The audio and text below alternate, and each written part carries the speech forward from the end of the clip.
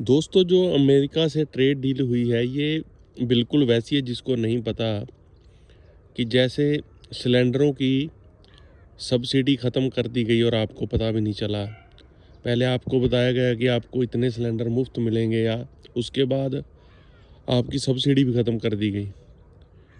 फिर बिल्कुल वैसे ही जैसे हरियाणा में बुज़ुर्गों की पेंशन काटी गई।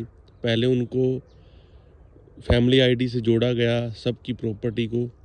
उसके बाद अब सबको पता है कि जो बुज़ुर्ग होता है ओ ओ ओबियसली ज़मीन उसके नाम होती है, क्योंकि मान मर्यादा या इज्जत के हिसाब से कई लोग नहीं चाहते कि उनके बुज़ुर्गों के नाम से ज़मीन हटवाएं। लेकिन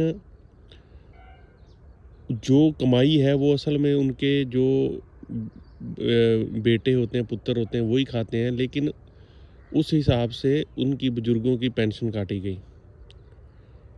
और उसके बाद ठीक वैसे ही जैसे नोटबंदी में पहले जो मित्र थे उनको बता के उनका पैसा बिल्कुल सेफ जगह पर इन्वेस्ट करवा दिया जाता है, और बाद में आम लोग जो थे या जो दूसरे छोटे मोटे उद्योगपति थे तो उनके सारे उद्योग धंधे ठप कर दिए जाते हैं। ठीक वैसे ही जैसे जीएसटी में पहले लोगों को सुपने दिखाए गए कि जीएसटी से बड़ा फ़ायदा होगा, और उसके बाद फिर उद्योग धंधे ख़त्म हुए।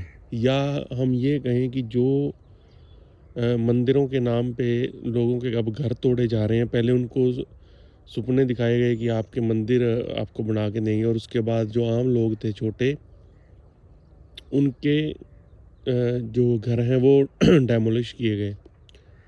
या ये कहें कि ये वो सुपने थे जो जैसे लोगों को अच्छे दिन या बुलेट ट्रेन या स्मार्ट सिटी, मतलब कितने भी आप चीज़ें उठाकर देख लो।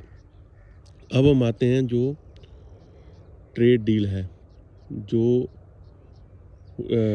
अमेरिका के साथ ट्रेड डील हुई है, उसका क्या इम्पैक्ट है और क्या उसका जो रूल है। ये ट्रेड डील एक रास्ता है। जब आप एक किसी को एक छोटा सा रास्ता दे दें कि आप इस रास्ते से ये चीज़ निकाल सकते हैं। मान लीजिए कोई हम किसी को कह दें कि आप पैदल जा सकते हैं, और धीरे धीरे वो फिर महीने बाद कहीं साइकिल से निकल जाए तो आपको पता नहीं चलेगा। फिर धीरे धीरे वो मोटरसाइकिल जाए, फिर धीरे धीरे कार, ऐसे मतलब ये एक रास्ता है, पाथवे है कि जब अमेरिका के अब जो कुछ चीज़ें हैं जिन्हें ये अभी छाती पीट कर कहते हैं कि ये नहीं है, वो नहीं है, किसानों के साथ कोई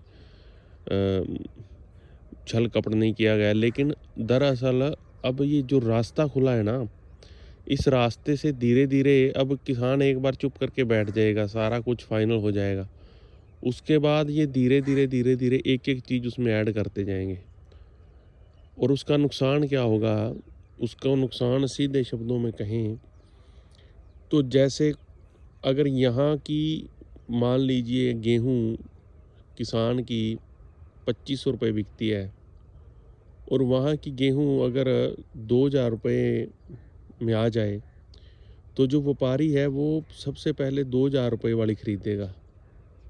उसको ज़रूरत नहीं है 2500 रुपये वाली खरीदने की, वो 2000 में खरीदेगा। और वहाँ के लोगों को, किसानों को ये चीज़ सूट करती है, क्योंकि वहाँ पर 10-10 हज़ार एकड़ का एक फार्म है, और वहाँ पर सब्सिडी बहुत है, और उन्होंने अपनी चीज़ बल्क में बेचनी है तो उनको उसका फ़ायदा है। यहाँ पर छोटे छोटे किसान है और हर बंदा कृषि पर निर्भर करता है, और अगर उसको ऐसा कंपटीशन मिलेगा उस किसान से जिसके साथ उसकी सरकार खड़ी है, जिसके साथ इतनी मोटी सब्सिडी है, और उसका मार्जिन भी बहुत ज़्यादा, अगर 10,000 एकड़ में उसे बहुत कम भी बचेगा तो फिर भी कैलकुलेशन करके देख लो बहुत ज़्यादा हो जाता है।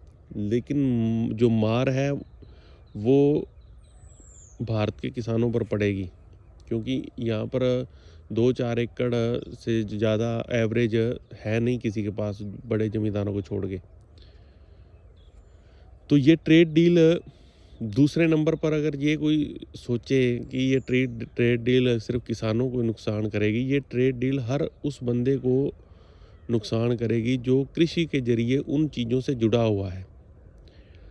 अब लोग तो एक मिनट में ये सोच लेते हैं ये किसानों की मतलब गले की हड्डी है, लेकिन नहीं, अगर किसान के पास पैसा होता है तो बाज़ार रेगुलेट होता है, ये बिल्कुल आप जान लेना। क्योंकि जो पुराने टाइम के बुज़ुर्ग थे, दुकानदार थे, वो जब कोई अकाल पड़ता था या कोई ज़्यादा बारिश से फसल ख़राब हो जाती थी, तो वो बड़ी मतलब क्योंकि उस टाइम कुछ लोगों में था, मानवता थी, तो वो बड़े उदास हो जाते थे, बड़े दुखी हो जाते थे कि अब किसान के पास पैसा नहीं आएगा और किसान बाज़ार में नहीं आएगा और उनका धंधा नहीं चलेगा।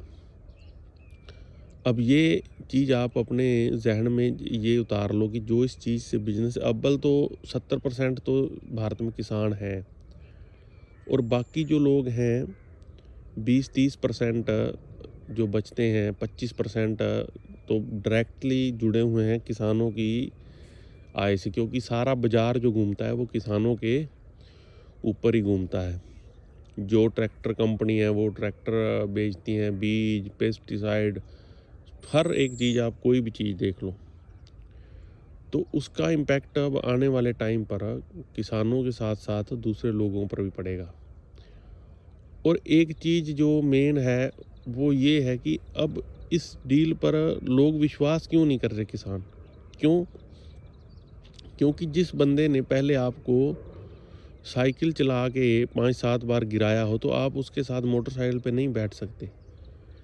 क्योंकि आपने पहले देखा है, नोटबंदी फेल हुई, जीएसटी फेल हुई, कृषि कानून चलो वो तो तीनों वापस हो गए, सारे जो भी एयरपोर्ट्स थे वो अब महंगे हो गए। अब लोगों के पास सिर्फ एक ही चीज़ बचती है ले दे के, वो है जियो का डेटा।